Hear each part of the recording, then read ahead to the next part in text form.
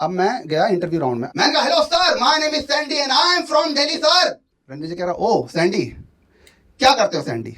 मैंने कहा सर, मैं रात के अंधेरे में लड़कियों का पीछा करता हूं ताकि वो जल्दी घर पहुंचे।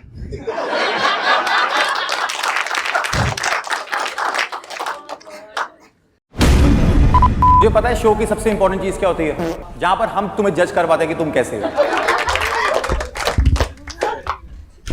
हेलो ब्रोज एंड ब्राउनीज, आप भी हो, ठीक हो सब लोग? मजा आ रहा है? ओके देखो, पहले तो तुम लोग ये बताओ कि रोडीज किस किस ने देखा है, कौन कौन जानता है? ओह, लेकिन पता तो है ना रोडीज के बारे में? आधे लोग हाथ ही नहीं खड़ा कर रहे, शर्म आती है ना? आपने तो देखा है ना, आपको शर्म नहीं आती?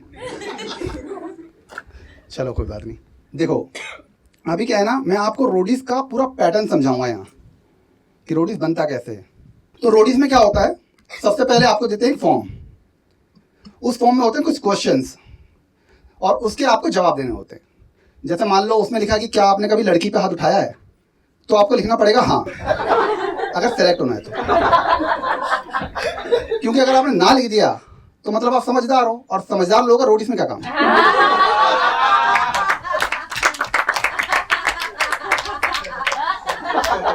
फिर उसके बाद आता है जीडी राउंड।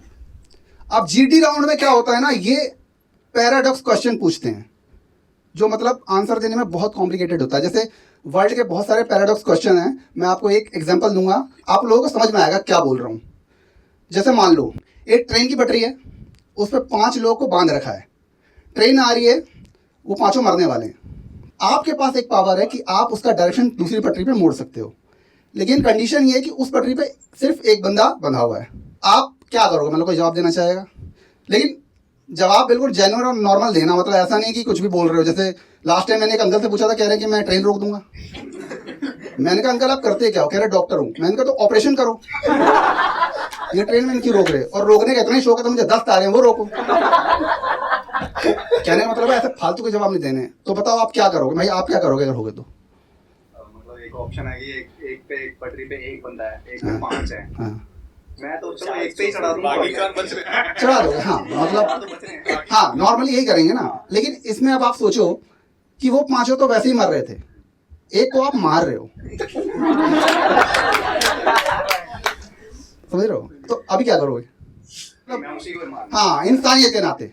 अच्छा, तो अभी कंडीशन ये है कि वो जो एक है ना, वो आपकी फैमिली का बंदा है, आप क्या करोगे? 5 को ही मारूंगा फिर। हाँ, अभी इंसानियत चलेगी। वैसे इसमें आपका कसूर नहीं है, एक्चुअली क्वेश्चन ही ऐसे होते हैं।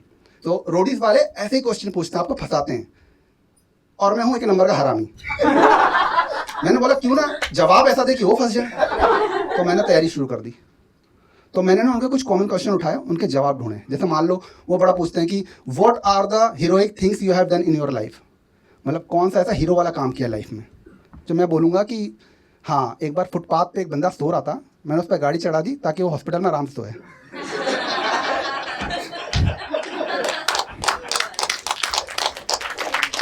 फिर पूछते हैं कि रोडीज आपकी लाइफ में कितना इंपॉर्टेंट है? उतना ही इंपॉर्टेंट है जितना अर्जुन कपूर के लिए बोनी कपूर। तो अब मैं गया इंटरव्यू राउंड में। अच्छा, इंटरव्यू में आप जाओगे, वहाँ होते हैं 4 जजेस, उन चारों की अपनी अपनी खासियत है। जैसे मान लो आपने थोड़ा सा इंटेलेक्चुअल बात किया तो प्रिंस चुप हो जाएगा। उसमें एक है रिया चक्रवर्ती, वो बंदी सोच के आई है कि अभी रोडीज कर लेती हूँ, बाद में MBA कर लूंगी। एक है एल्विश यादव, वो बंदा क्वेश्चन ही नहीं पूछ पाता, उसकी भी गलती नहीं है, उसे स्क्रिप्ट इंग्लिश में मिलती है। एक है नेहा धूपिया, उसको देख के ना चैनल वाले हमेशा बात करते रहते हैं, यार अगले एपिसोड में इसको निकाल दें क्या। तो मैं गया एंट्री लेकर के, मैंने कहा hello sir, my name is Sandy and I am from Delhi sir. Ranjeet ji कह रहा ओ सैंडी, क्या करते हो सैंडी? मैंने कहा सर, मैं रात के अंधेरे में लड़कियों का पीछा करता हूं ताकि वो जल्दी घर पहुंचे।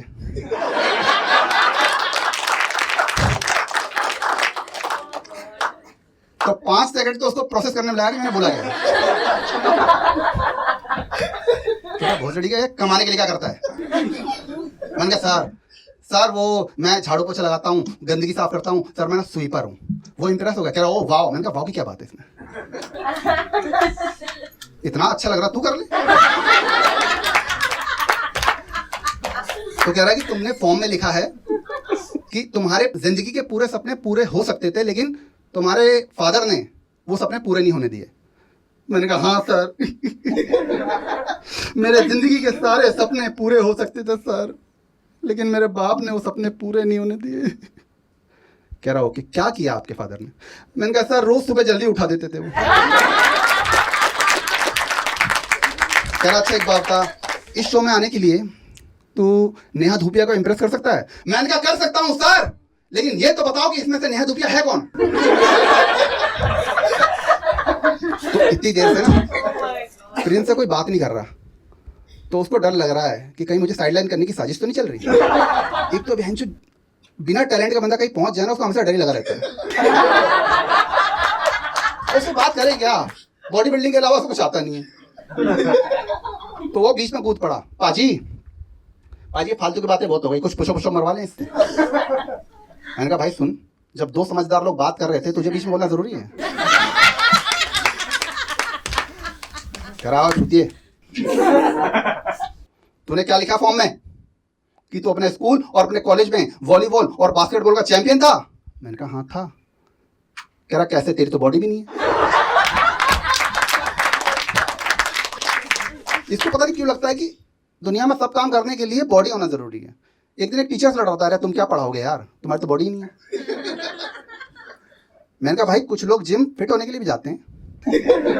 तो रणवीर को समझ में आ गया क्या चुत्तिया बातें कर रहा है। कह रहा है सैंडी सुन, अपने स्कूल अपने कॉलेज में तू रहा होगा वॉलीबॉल और बास्केटबॉल का चैंपियन, लेकिन this is Roadie and Roadie is not a volleyball game, it's ludo. और यहां आने के लिए जो क्वालिटीज चाहिए ना, वो क्वालिटी बस आइसक्रीम में भी नहीं है। मैंने कहा सर कहने का मतलब क्या है? कह रहा ये बता तूने फॉर्म में क्या लिखा है? तेरी बहन ने तेरे बेस्ट फ्रेंड से शादी कर ली तो तूने उसको थप्पड़ मारा? मैंने कहा हाँ सर। कह रहा चूतिए, तू होता कौन है उसे थप्पड़ मारने वाला? मैंने कहा भाई। कह रहा क्यों थप्पड़ मारा, जल्दी बता।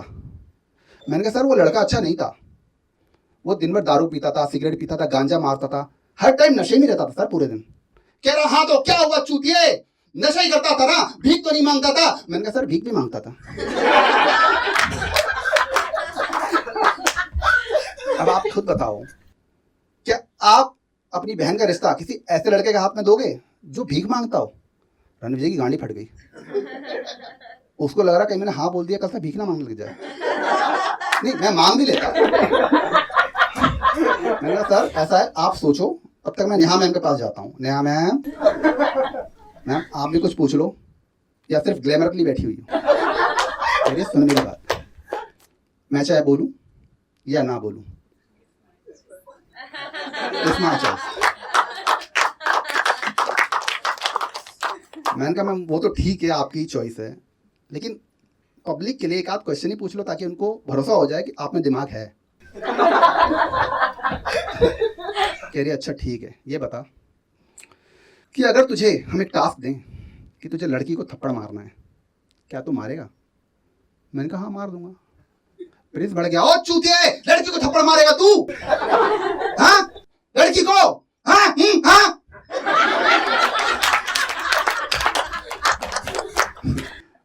मैंने कहा भाई टास्क है ना, तुम ही दे रहे हो तो मार दूंगा। अरे तो क्या हुआ, टास्क है तो चूतिए। वो लड़की है, लड़की को थप्पड़ नहीं मार सकता, हार जा टास्क, क्यों मारेगा थप्पड़ तू? तो मुझे थोड़ा गिल्ट फील हो गया। मैंने कहा अच्छा ठीक है भाई, नहीं मारूंगा थप्पड़, हार जाऊंगा टास्क।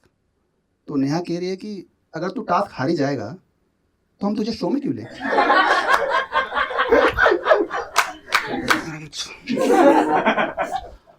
मैंने कहा एक काम करो, सारे के सारे ना फुगम फुगाई करो और पता करो सबसे बड़ा चूतिया कौन है। रणविजय भड़क गया, कह रहा सुन तू चूतिया है। मैंने कहा ऑब्वियसली तभी तो आया हूं।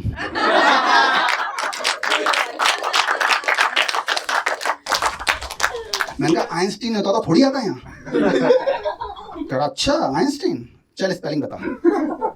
मैंने कहा सिंपल है, TATTI। कह रहा ये तो टट्टी है। मैंने कहा तो तुम्हारा क्वेश्चन ही कौन सा गुलाब जामुन है, हराम करो। तो बेसिकली तुम लोग सोच रहे हो मुझे इतना पता कैसे है रोडीज के बारे में, है ना। मैं रोडीज एक टाइम में एडिट किया करता था। तो ना मैं तुम्हें एक अंदर की बात बताता हूँ कि रोडीज क्या है ना, सिर्फ अपने कंटेस्टेंट को ही सरप्राइज नहीं देता, जो उनके साथ काम कर रहे हैं ना उनको भी सरप्राइज देता है। जैसे आप मान लो कि आपने बहुत मेहनत से काम किया तो आपको पैसे नहीं देंगे।